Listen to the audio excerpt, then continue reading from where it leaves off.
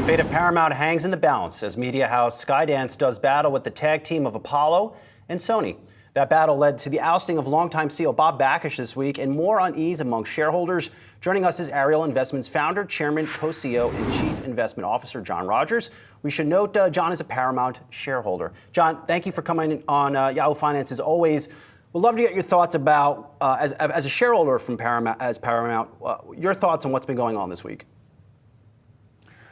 It's pretty extraordinary. I've never seen anything like it in the 41-year history of Ariel. You know, it's just really crazy to have the CEO fired in the midst of earnings season, in the midst of an M&A transaction, in the midst of a really crucial negotiation with Charter Communications. It just doesn't add up. It just really doesn't make sense. How big of a mistake was the Bakish ousting, in your view? I think it was a mistake. You know, the last couple of quarters, Paramount has been on the rebound.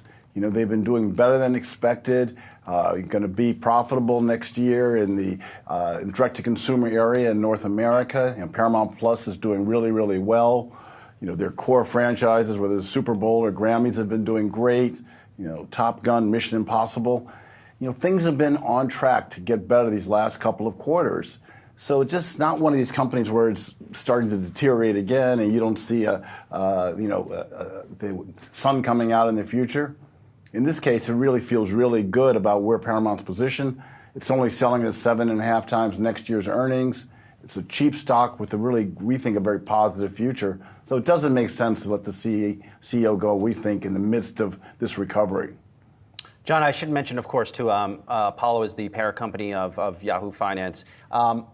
Would you support, you know, the Skydance deal? And then, what do you feel in terms of just being a shareholder of this company, potentially not getting the best possible price for your investment? By all indications, Apollo is willing to offer a significant premium.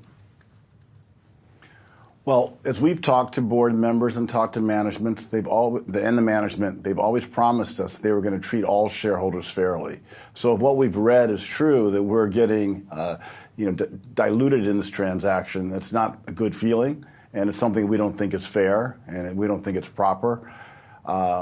We really do believe that Apollo, from what we've read again, has a much stronger deal. Apollo has plenty of cash, a potentially great partner with Sony.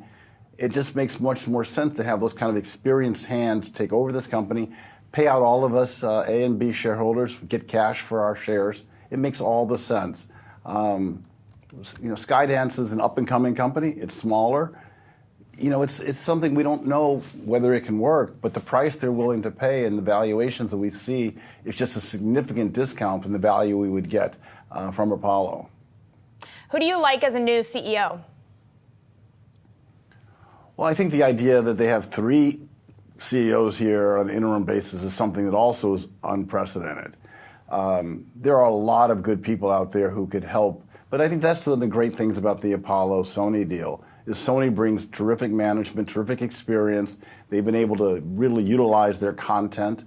There will be great synergies also because Sony has their studio, Paramount has their studio, and the lot that's there that's world famous and historic. Right. So the amount of being able to come together just makes a lot of sense. John, can I try and get you to give me a name here? Do you like Ellison? Oh, I don't know Ellison. He seems like a young, dynamic person, but. Again, the Sony management just gives us a lot of comfort. And the Apollo leadership, we know a lot of the senior people at Apollo. They're absolutely terrific, world-class investors. They'll be able to put the right team together. It's not for us to tell them exactly who that person is at this moment. John, I know you're a longtime Warren Buffett follower. You're a noted value investor. How hard is it to find great value in this current market when there's just so much attention to every piece of economic data and what it may mean or may not mean to the Federal Reserve? Well, I'm on my way to Omaha today, as I always do. I love going to the Berkshire meeting and always learn from Charlie Munger and Warren Buffett. It's going to be sad to be there without Charlie. But right now there are a lot of bargains in the small cap value space. Everyone's loved the large cap growth stocks, the Magnificent Seven, and whatever that's morphed into. But that's the sexy place to be. AI is the place to be. And these stocks seem really neglected, misunderstood, not well followed by Wall Street. It reminds us of what it was like at the end of the century when the internet bubble was really booming, right about to bubble, right about to burst. Small value did extremely well as that reversed. And so we think it's going to be a great time to find bargains and great opportunities as a value investor in today's market. And ultimately think that the lower rates over time will help, because sometimes smaller companies have a little more debt, a little more risk to them. A more benign rate environment should be helpful for small cap value. Well, speaking of the Berkshire Hathaway annual meeting kicking off this week, investors are eager to hear Warren Buffett's take, of course. We all are. As a longtime attendee, like you mentioned, what are you looking to hear specifically from Buffett this weekend? Well, I think what I'm looking for is, one, I hope he'll talk about Paramount. Berkshire's been a longtime shareholder, along with other good friends like Mario Gabelli and people who we think are thoughtful investors. So we would really like to get his perspective on Paramount specifically and the future of the media space and what's happening there. I'm also curious about his thoughts on the regulatory environment, because right now, when you look at some of the potential transactions that are happening out in the markets, people have been concerned about the FTC and the Department of Justice sometimes slowing down some types of M&A. So we're curious to see if he has some perspectives and points of view on the current regulatory environment we have and how it's going to evolve going forward. Well, as you mentioned, Buffett cutting his position in Paramount. Given that, why are you still confident in Paramount? Well, as last we've heard, he was still a shareholder. But for us, it's just we think that Paramount has so many great assets. They've got the movie studio. They've got CBS and all of the history there.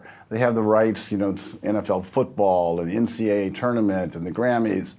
And again, great library with The Godfather to Mission Impossible. It's an extraordinary set of assets, and newer assets like Pluto, things like assets like BET and Showtime that maybe should have been sold earlier, and we didn't get the advantage for that. But those are still valuable assets that are out there.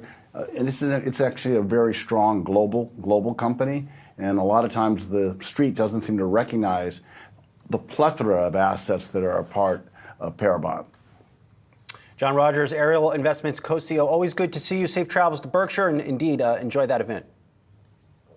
Thank you.